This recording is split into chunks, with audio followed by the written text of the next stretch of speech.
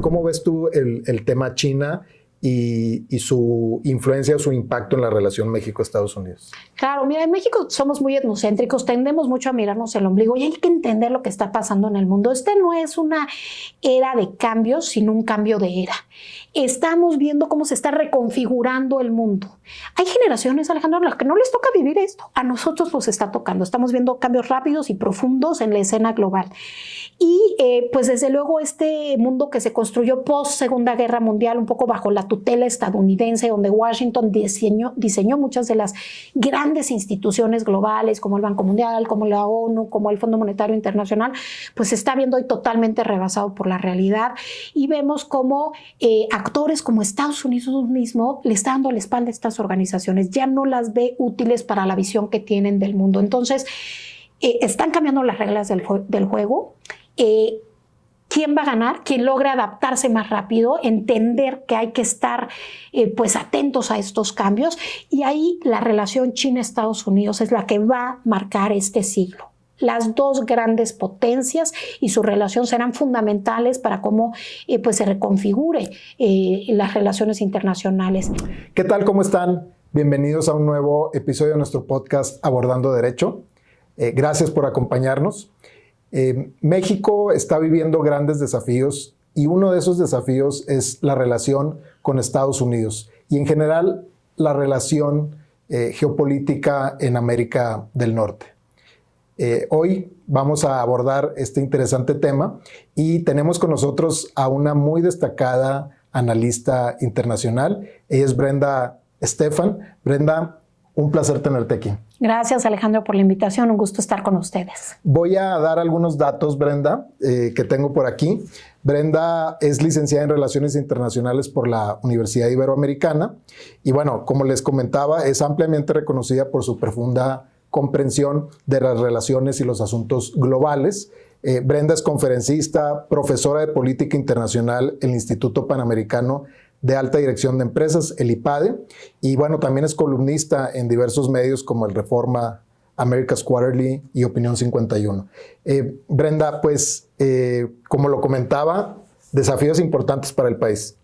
Sí, sin duda, hay muchos cambios. Llega Donald Trump, pues en sus primeros días de gobierno vemos con una agenda a tambor batiente, tomando decisiones que muchas de ellas afectan de manera directa a México. Cuando vemos el discurso de toma de protesta de Donald Trump, los primeros 3, 4 anuncios de las órdenes ejecutivas que iba a firmar ese mismo día tenían que ver con México. El tema de seguridad, el tema de migración, el tema de China, que también atañe a México, pues hacen que cambien las reglas del juego y que México tenga que estar muy alerta, no solamente para actuar de manera reactiva a lo que vaya decidiendo Trump, sino para pues poder anticipar lo que viene y actuar en beneficio de México y los mexicanos. Coincido, Brenda, aunque desde antes de la toma de posesión del presidente Trump ya se habían anunciado algunos temas, creo que fue como quiera poco tiempo para prepararse y el ritmo que lleva, como lo comentas tú, pues hace que sea difícil anticipar algunos temas. Sin embargo, creo yo que también de nuestro lado debería haber políticas estratégicas, ¿no? Porque no te puedes pasar todo el tiempo reaccionando, sino que tienes que también tener cierta planificación sobre estos mismos temas, que así como interesan de aquel lado de la frontera, pues desde luego interesan aquí, que son los que mencionabas tú: migración, comercio, desde luego fundamental, el tema de seguridad. Entonces, si te parece, Brenda, ¿por qué no nos platicas en tu opinión, tu perspectiva sobre estos temas? Empecemos, por ejemplo, con migración. Mira, lo primero que diría respecto a lo que acabas de mencionar, Alejandro, y que me parece muy importante que lo señales, es cómo está México preparado. A lo largo de años, la política exterior y la política migratoria han sido desdeñadas desde el gobierno.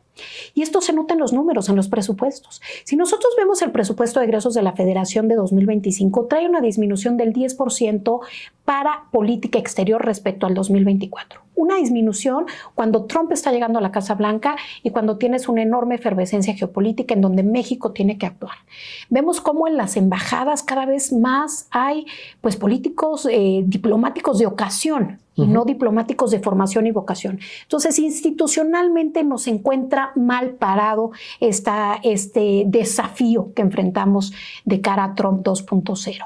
En materia migratoria, bueno, por un lado, desde luego, la presión que hay en las ciudades del norte de nuestro país. Ya se ha informado cómo el gobierno está construyendo 9 centros para albergar a personas que sean deportadas. Hay uno en Ciudad Juárez, en aquella explanada en donde dio su discurso el Papa. Pues ahora están puestas ya pues estas estructuras, carpas, digamos, con cocinas que van a ser operadas por el ejército. Es parte de la solución, pero el tema es mucho más complejo. Primero, hay que tener buenos negociadores con Estados Unidos para salvaguardar los derechos de nuestros connacionales. El tema de que vengan esposados es algo que hemos tenido que trabajar con ello durante años. Yo tuve la oportunidad de ser la representante de la Secretaría de Gobernación en la Embajada de México en Estados Unidos durante la administración Obama, que ha sido la que más personas ha deportado. Obama, a lo largo de sus 8 años de gobierno, deportó a 3 millones de personas. Y un tema recurrente era el de las esposas. Ellos nos decían, pues las personas que son exconvictos o que tienen una orden de aprehensión en Estados Unidos y que vamos a deportar, van a ir esposados de principio a fin en el vuelo. Y esto generó mucha tensión en las negociaciones. Sabíamos que se iba a volver a repetir este tema y ya lo estamos viendo cómo ha generado tensiones estos días recientes con el gobierno de Colombia, con el gobierno de Brasil y también con el gobierno de México.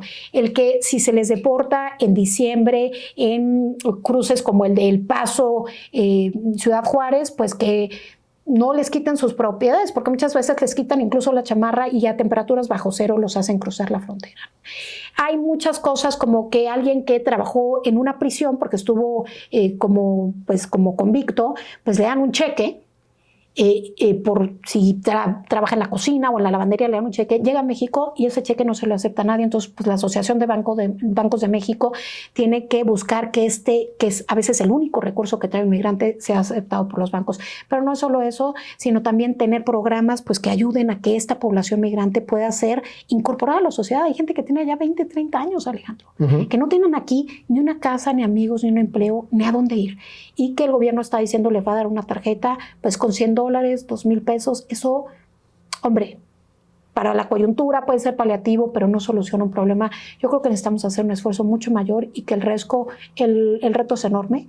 Donald Trump quizás no va a deportar, evidentemente, a los 12 millones de personas que dice va a deportar. Eso es imposible. 8 de cada 10 personas en el sector agrícola en Estados Unidos son mexicanos. O sea, sería un balazo, no en el pie, en la cabeza para Estados Unidos, acabar con los migrantes que trabajan y que sostienen a estados como California y Texas, particularmente sector de construcción y agrícola. No lo va a hacer, pero sí creo que quiera romper con los números de Obama. El primer año de Obama hubo 600,000 deportados. Yo esperaría que en este año veamos al menos 600,000 personas que sean deportadas a México. Y de este lado de la frontera, pues creo que desde luego está el tema de derechos humanos y hacías referencia a no solo a los connacionales, sino a migrantes que vienen del sur del continente o del centro. Pero también hay muchos otros temas e intereses que confluyen, ¿no?, en todo esto. Por ejemplo, pues, ¿qué va a hacer México con su frontera sur, ¿no? ¿Va a dejar que siga pasando la gente? ¿Se va a poner más estricto?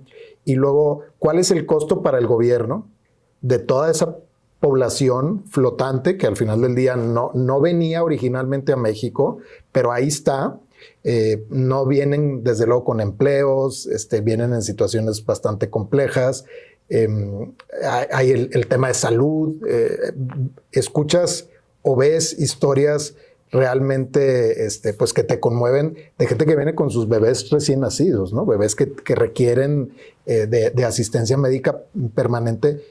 Y pues no lo hay, ¿no? En ocasiones no hay ni siquiera para los mexicanos y bueno, pues están todos esos temas que confluyen, ¿no? Sí, tienes toda la razón, Alejandro. La frontera sur de nuestro país es totalmente porosa, abierta, digamos. Si va uno a la zona, pues ve que pueden entrar con absoluta libertad.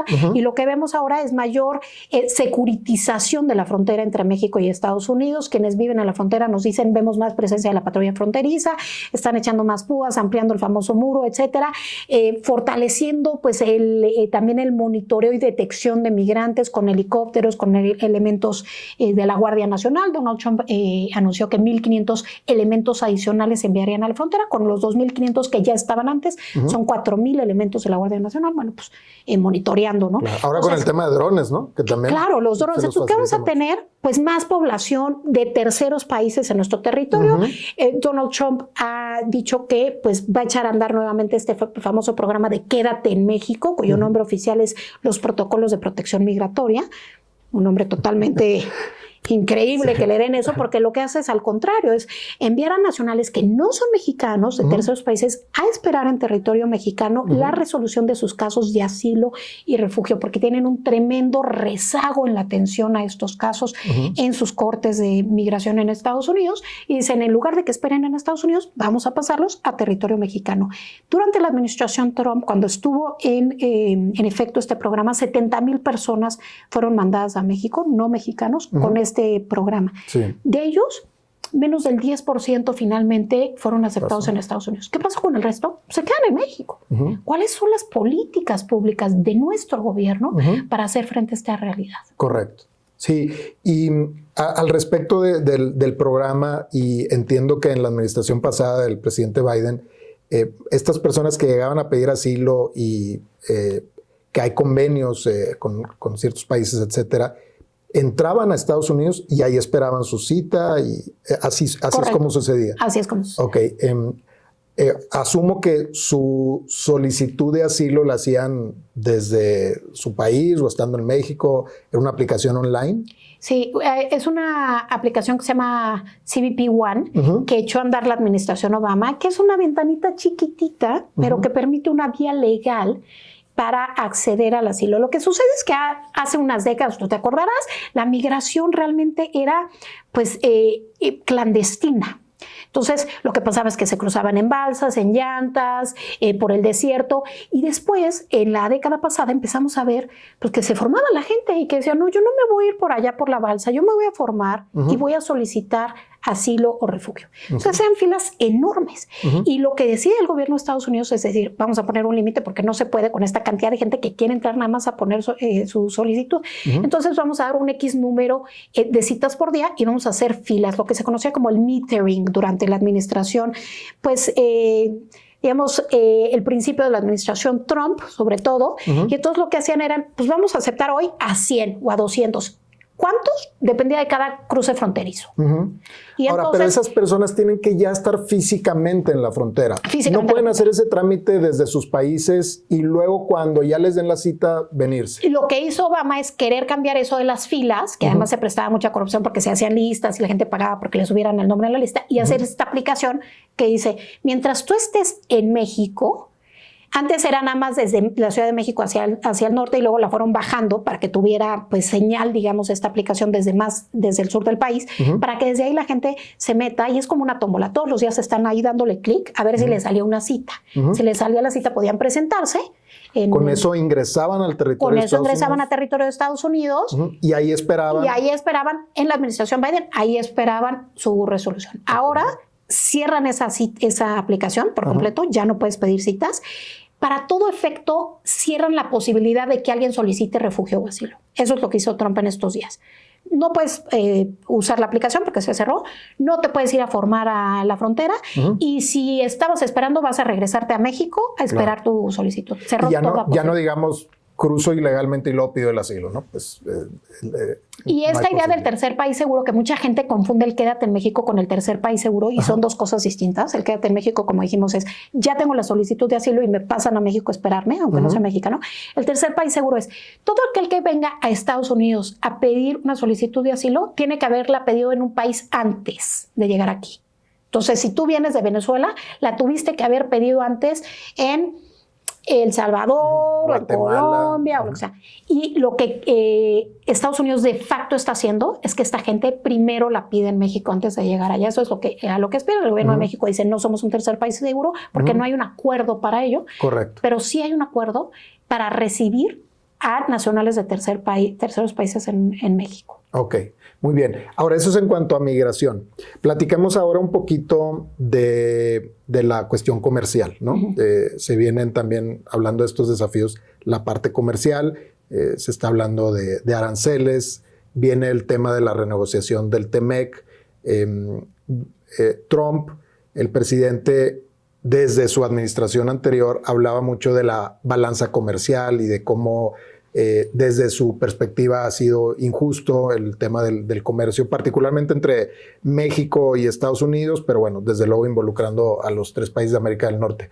¿Cuál es tu perspectiva sobre el tema comercial? Mi perspectiva es que con Trump en la Casa Blanca va a haber un enfoque más mercantilista, menos libre comercio.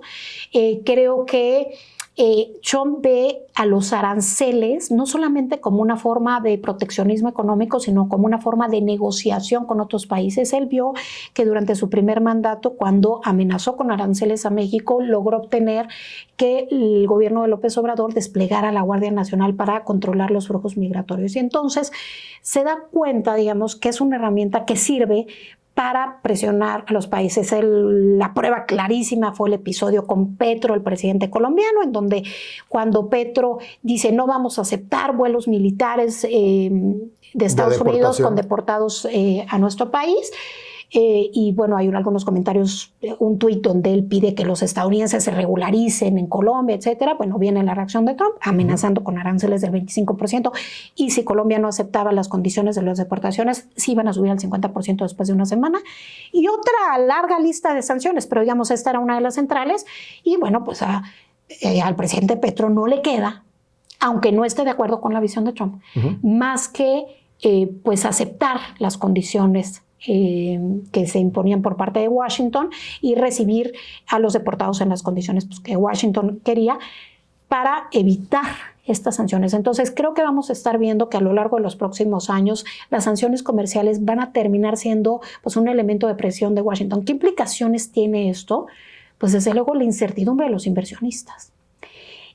Aún si no se imponen las sanciones, aún si no se imponen los aranceles, el inversionista pues va a ser muy cauto al decir, este país, Trump lo trae en la mira, lo ha amenazado con aranceles continuamente. Si tengo un plan B en alguno que está pues en un terreno más seguro, a lo mejor me voy por el plan B, a lo mejor no me voy por México, porque ahí está esa nube, ese nubarrón de la posibilidad de los aranceles, aun si estos no son efectuados. Para Trump, algunas de las propuestas que hace son mutuamente excluyentes. Cuando él habla pues, de las deportaciones masivas, pero crecimiento económico y mantener la inflación, no es compatible. No es compatible porque están prácticamente a pleno empleo en Estados Unidos. No puede sacar a millones de personas sin tener una afectación en la economía estadounidense. Cuando habla de imponer aranceles, pero bajar la inflación, tampoco son compatibles. Entonces él va a tener que priorizar algunas de estas promesas y calibrar de manera pues, que sea más eficiente para lo que él considera es mejor para su proyecto político y su presidencia en los próximos 4 años.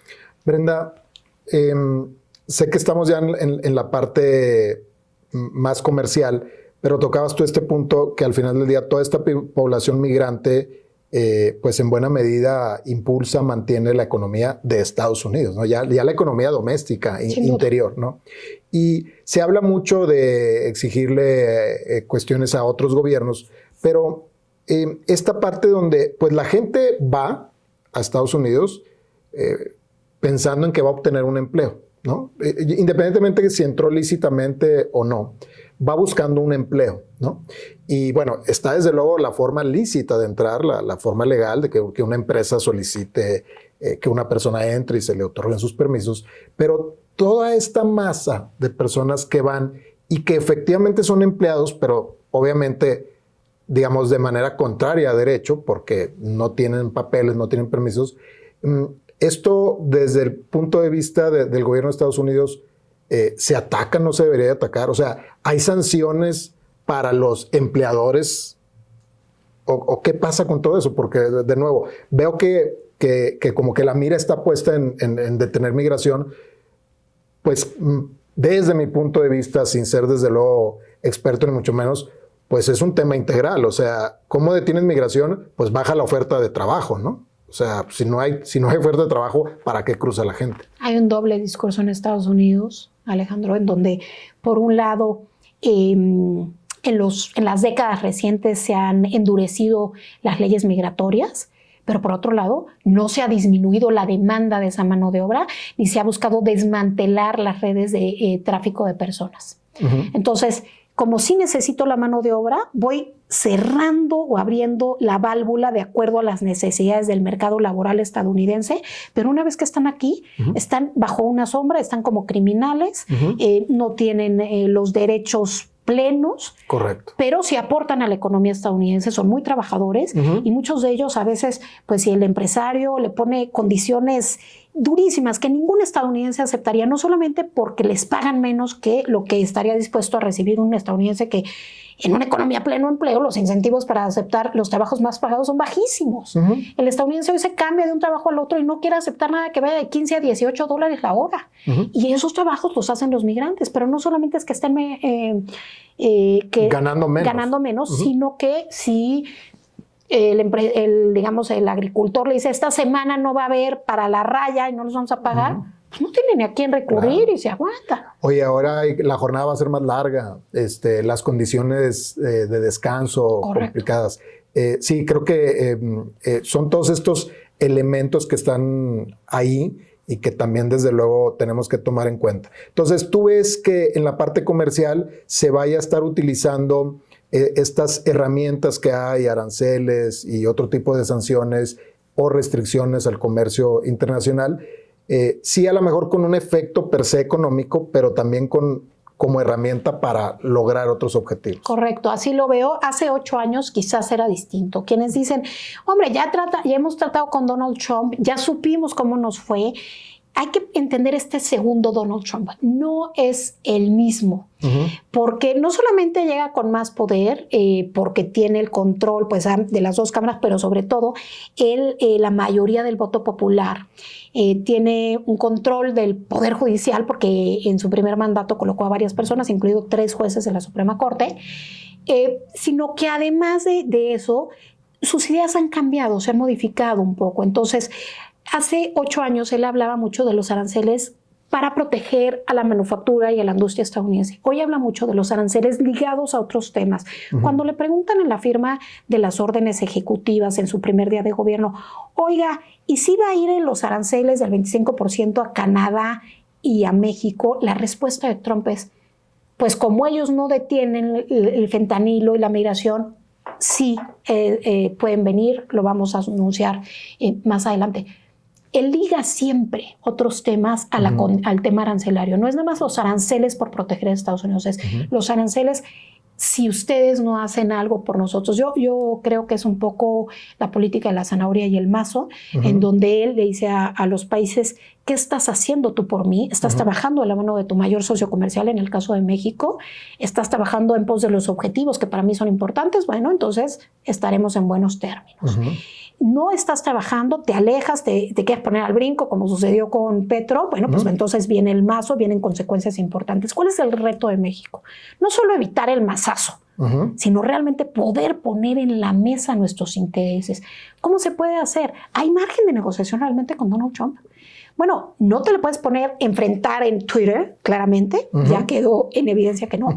Pero sí se puede operar diplomáticamente en Estados Unidos. Los diplomáticos, a diferencia de lo que muchos creen, que es pues irse a tomar un cóctel y organizar eventos, champán y organizar eventos, no. La tarea de los diplomáticos es justamente esa, convencer, resistir, influir en las decisiones. Y creo que ahí los diplomáticos mexicanos pueden hacer mucho. Necesitamos un nuevo embajador. El embajador que está actualmente no tiene todo el respaldo de la presidencia. Es fundamental que haya una figura que tenga el respaldo de la presidencia, que pueda levantar el teléfono y hablar con la presidenta, porque pues esa es una posición prácticamente de gabinete. Y a partir de ahí, no solamente él, sino que venga arropado de otros diplomáticos que puedan llevar a las mesas en Washington, que es una ciudad con muchos nervios políticos, los intereses de nuestro país. Brenda, vamos ahora, y de la mano con el tema comercial, al tema de China.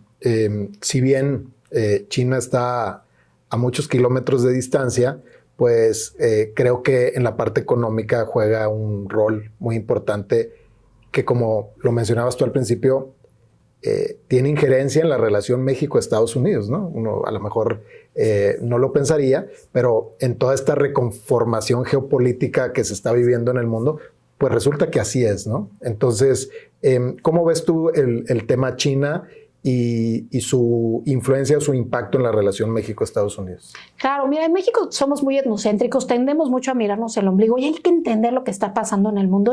No es una era de cambios, sino un cambio de era. Estamos viendo cómo se está reconfigurando el mundo. Hay generaciones, Alejandro, a las que no les toca vivir esto. A nosotros nos está tocando. Estamos viendo cambios rápidos y profundos en la escena global. Y pues desde luego este mundo que se construyó post Segunda Guerra Mundial, un poco bajo la tutela estadounidense, donde Washington diseñó muchas de las grandes instituciones globales, como el Banco Mundial, como la ONU, como el Fondo Monetario Internacional, pues se está viendo hoy totalmente rebasado por la realidad. Y vemos cómo actores como Estados Unidos mismo le está dando la espalda a estas organizaciones, ya no las ve útiles para la visión que tienen del mundo. Entonces, están cambiando las reglas del juego. ¿Quién va a ganar? Quien logra adaptarse más rápido, entender que hay que estar pues atentos a estos cambios, y ahí la relación China-Estados Unidos es la que va a marcar este siglo. Las dos grandes potencias y su relación serán fundamentales para cómo pues se reconfigure las relaciones internacionales. Cuando vemos los mapas de cómo, quién comercia más de los países con China y con Estados Unidos, pues vemos cómo ha ido cobrando muchísimo espacio China, sobre todo en el tema de manufactura. Y Washington lo tiene claro. Y entonces, en términos militares, por ejemplo, vemos cómo está profundamente concentrado en la rivalidad con China. El haber sacado al ejército estadounidense de Afganistán tiene mucho que ver con esto. Esta gente se fue a Guam, a esta isla en el Pacífico, donde Estados Unidos pues tiene territorio y está pues más cerca de China. Vemos como la isla desde la cual salieron las bombas de Hiroshima y Nagasaki en la Segunda Guerra Mundial, una pequeña isla en el Pacífico, pues también ha sido pues rehabilitada por parte del gobierno estadounidense para tener presencia ahí.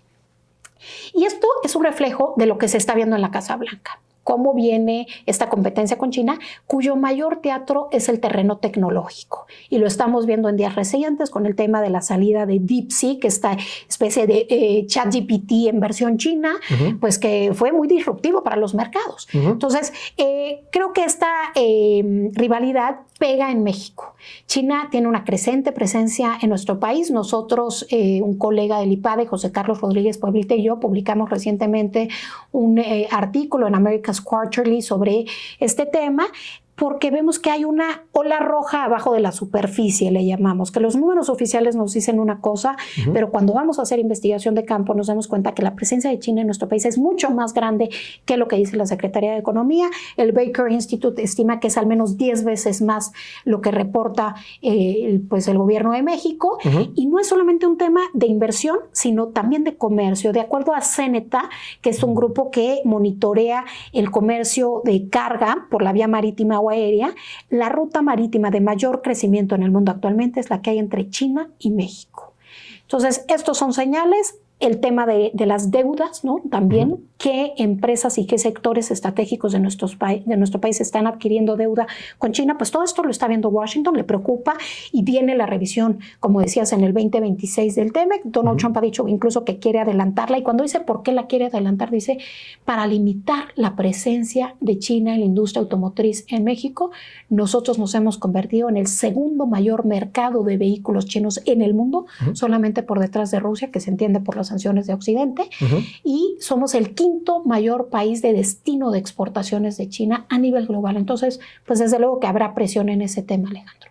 Brenda, está muy claro y muchas gracias cómo impacta este tema de China. Sorprendente lo que comentas, digamos, de cómo están subreportados los números, que asumo es en intercambio comercial, pero probablemente también tenga que ver con temas migratorios, ¿no? Yo no sé qué tanta presencia de ciudadanos chinos tengamos hoy en el país.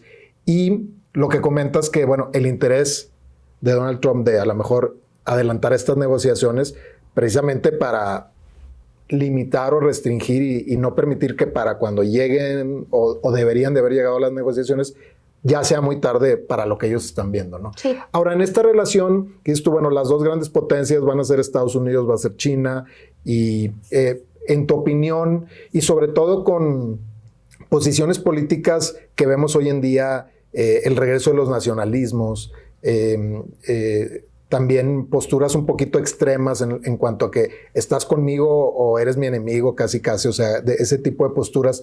¿Tú ves que para todos los demás países que no sean Estados Unidos o China, el tema va a ser con quién estoy?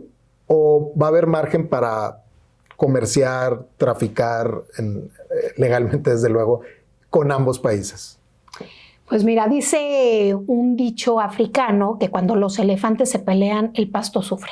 O sea, estos son dos grandes elefantes que se van a enfrentar y entonces el resto del mundo pues va a tener afectaciones. Y también decía el ex embajador de México en Estados Unidos que cuando vives al lado de un elefante más vale estar arriba de él que abajo de él. Entonces ahí México tiene que ser muy hábil para ver cómo se posiciona y entender su juego estructural a nivel global, ¿no? México geopolíticamente no ha sido un gran actor y en los últimos años ha buscado alejarse de tomar posiciones.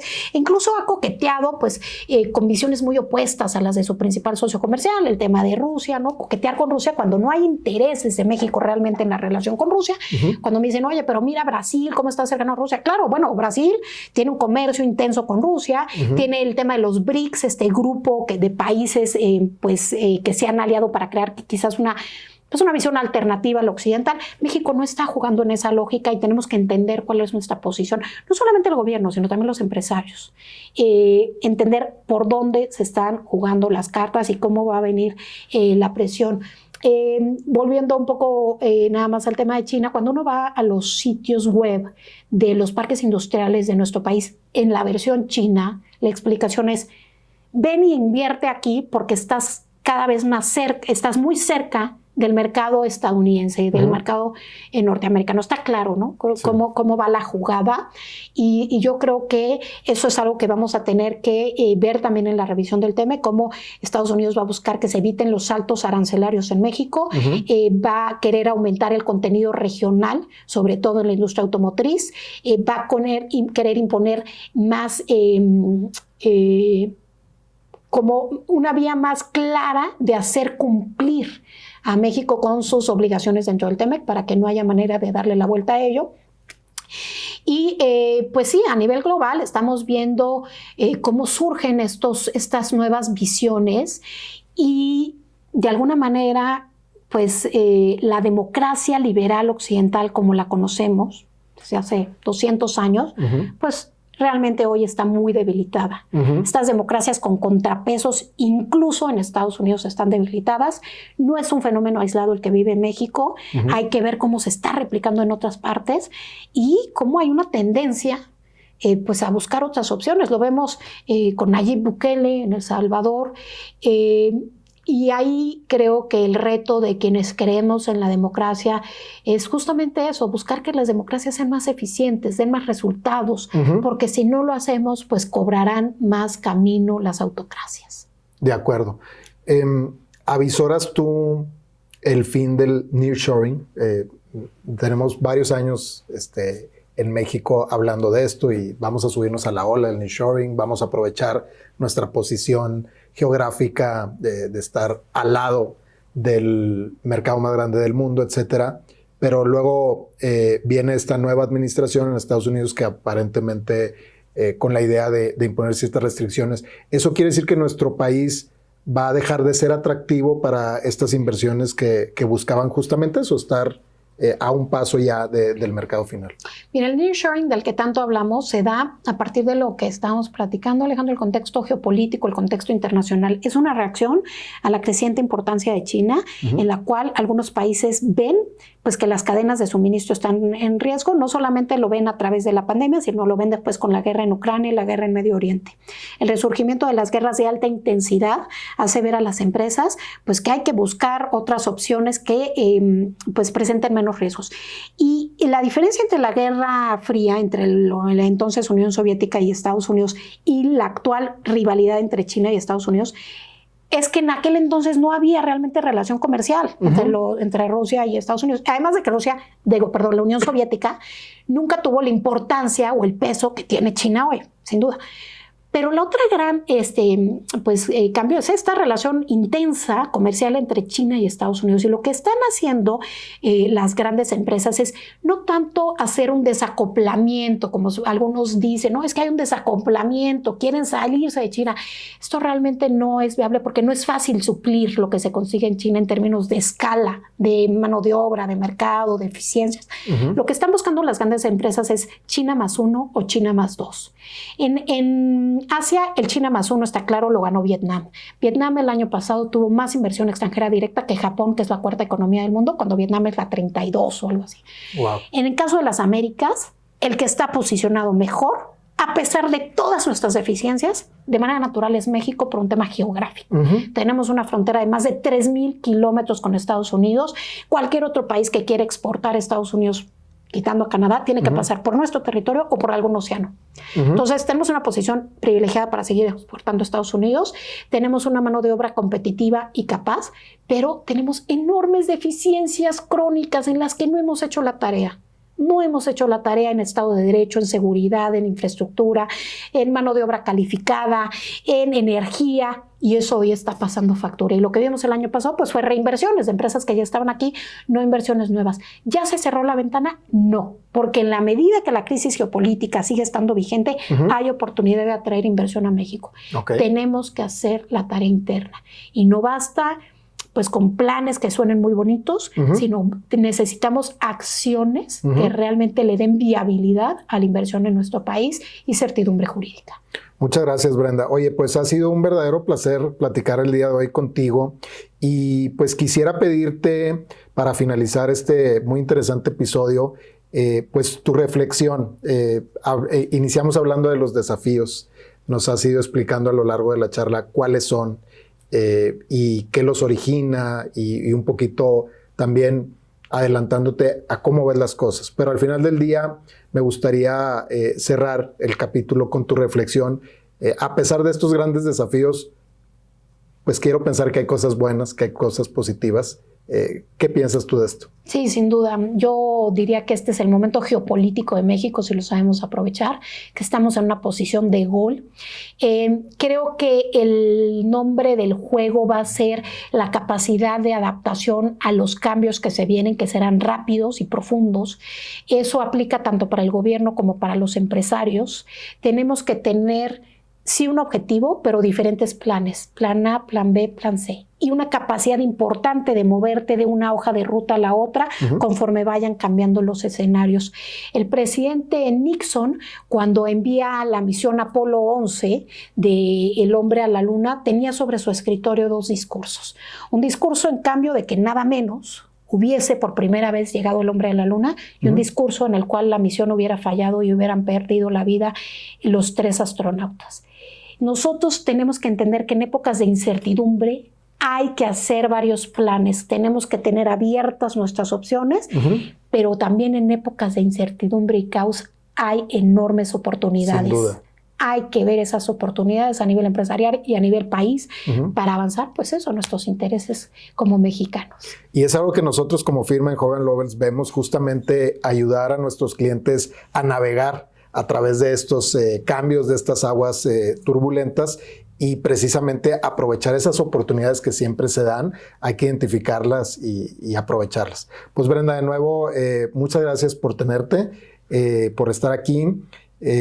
Seguramente de nuestro auditorio recibiremos algunas dudas, algunos comentarios que con mucho gusto te haremos llegar. Y bueno, esperamos que no sea la primera vez, y más bien que sea la primera, pero que no sea la última vez que tengamos por aquí. Claro que sí, Alejandro. Con tanta efervescencia en la política global, será un gusto seguir conversando con ustedes, y muchas gracias a quienes nos han escuchado. Muy bien, muchas gracias, y recuerden seguirnos en nuestras redes sociales de Hogan Lovells México. Hasta luego.